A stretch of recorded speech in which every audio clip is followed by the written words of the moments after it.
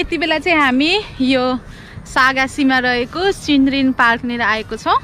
यो पार्क चाहिँ एकदम ठुलो रहेछ, पहिलोचोटि आएको है। यति बेला खासै फुल फुल्ने मौसम त रहेनछ, तर बच्चा बच्चीको लागि खेल्नको लागि अनि हामी जस्तोको लागि फ्रेस हावा खानको लागि चाहिँ एकदम राम्रो रहेछ। हेर्नु न, एरिया एकदम ठुलो छ।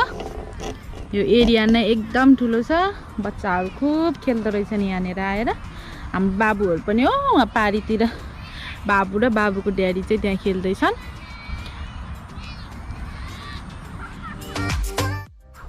यहाँनिर चाहिँ पोखरी रहेछ, ताल रहेछ है। अब पोखरी भन्ने कि ताल भन्ने, पानीको पनि अलिकति धमिलो धमिलो छ, तर एकदम नै राम्रो छ हेर्दाखेरि।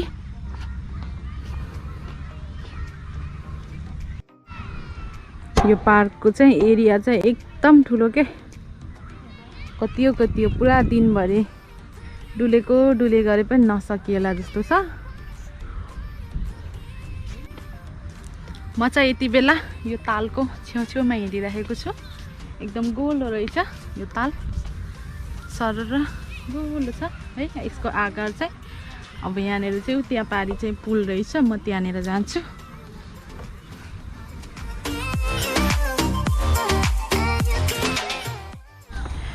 यो चाहिँ टोइलेट है, फ्रेस हुनको लागि।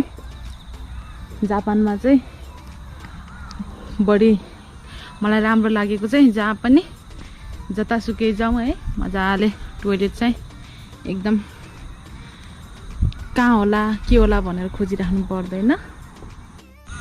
यहाँनिर चाहिँ हेर्नुहोस् है, यस्तो फुल पनि फुलेको छ, अझ उतासम्म पनि रहेछ, तर अब डुलेर साध्य छैन। सरसर्ती जहाँसम्म पुगिन्छ त्यही हेर्ने हो। अनि यहाँनिर हेर्नुहोस् है, यहाँनिर हेर्नुहोस् न, यो चाहिँ रातो रातो गेडा चाहिँ के फलेको होला है, एकदम राम्रो छ। ल पक्क फलेको छ यो, के होला मलाई पनि थाहा भएन, तैपनि हेर्दामा चाहिँ एकदम राम्रो रहेछ। मेरो चाहिँ छोरा चाहिँ आफ्नो ड्याडीसँग उतातिर खेल्दैछ। उसलाई चाहिँ एकदम पुरा ठुलो खुल्ला चौर देखेको, अनि त्यसमाथि पनि अब बच्चा बच्चीहरू धेरै खेलिराखेको, त्यही देखेको भएर उतै रमाइलो लाग्यो। ऊ चाहिँ उतैतिर खेल्दैछ। यहाँनिर मेरो पछाडि हेर्नुहोस् है, ताल राम्रो छ नि। अनि अगाडि ल हेर्नुहोस्, यसरी पुल रहेछ, एकदम राम्रो छ यहाँको भ्यू चाहिँ। मलाई चाहिँ यो भ्यू एकदमै मन पर्यो। यता पनि छ ताल यस्तो, अनि यो साइडमा उतातिर, अझ उतातिर पनि सबै रहेछ है। यो पुरा एरिया चाहिँ एकदम नै ठुलो रहेछ यो पार्कको चाहिँ, तर डुलेर खासै साध्य होला जस्तो लागेन। समय पनि थोरै छ, तैपनि जति सकिन्छ त्यति चाहिँ डुल्ने घुम्ने र हजुरहरूलाई देखाउने प्रयास गर्नेछु। यहाँनिर चाहिँ माथि चढेर सरर हेर्न मिल्ने रहेछ है।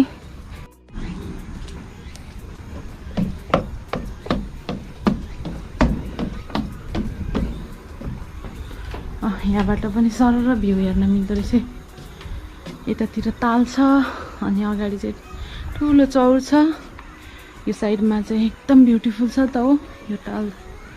अगाडि त गोलो देखिएको थियो, यो त गोलो त रहेनछ है, त्यहाँनिरबाट हेर्दा मात्र गोलो हुन्छ। यहाँनिर चाहिँ सरर बगेको छ, हेरिराख्नु होला। मलाई चाहिँ एकदम मन पर्यो। यहाँहरूलाई चाहिँ कस्तो लाग्यो कमेन्ट गर्न नबिर्सनु होला है।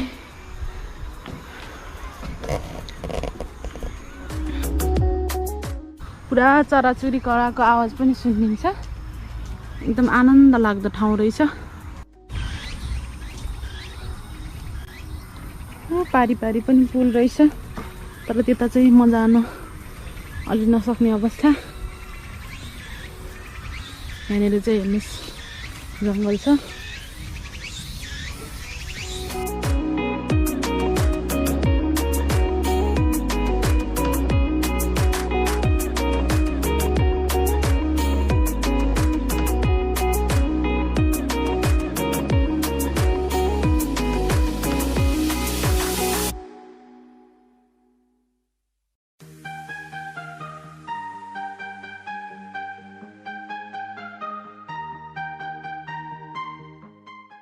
यहाँनिर चाहिँ चिल्ड्रेन पार्क रहेछ है।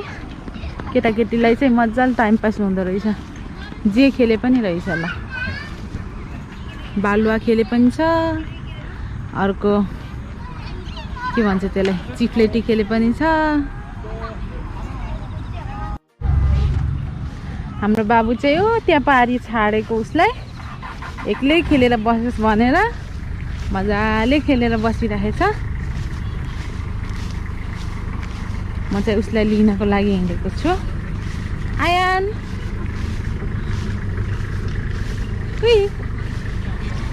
बसेको तिमी बसेको ड्याडीतिर जाऊ न, ड्याडीलाई देखे छैन र?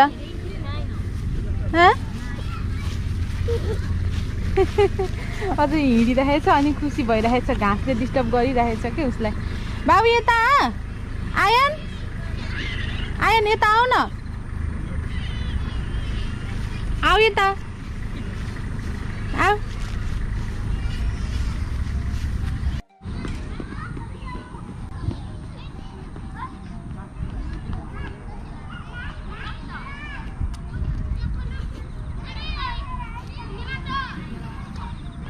हाम्रो छोराले चाहिँ हिँड्नको लागि खुब प्र्याक्टिस गरेछ, रेन्स्यु गरेछ रेन्स्यु।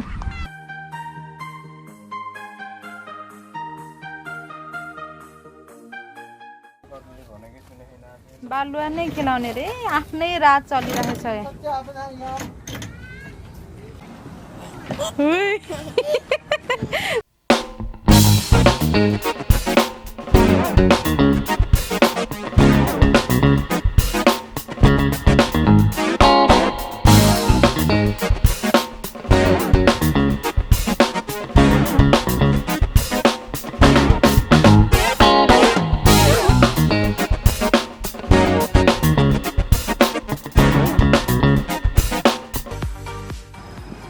जा रहा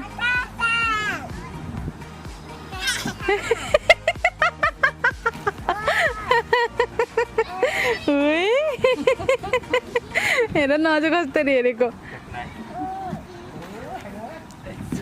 फेरि खेल है ल। आयान कुन कम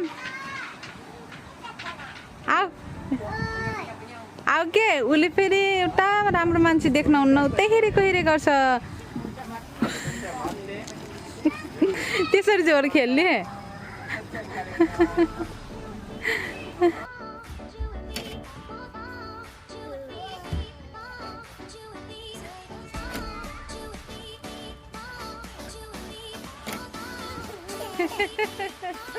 निस्कन सकिन आयान। ल ड्याडीले तान्छन् है।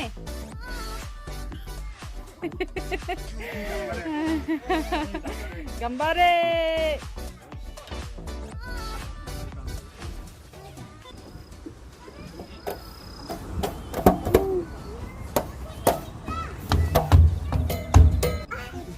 जाऊ। Ready, 1, 2, 3, go!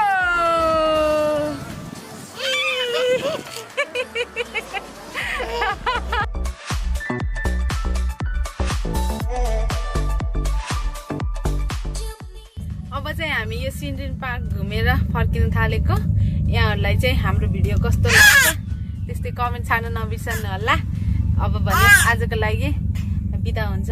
By by.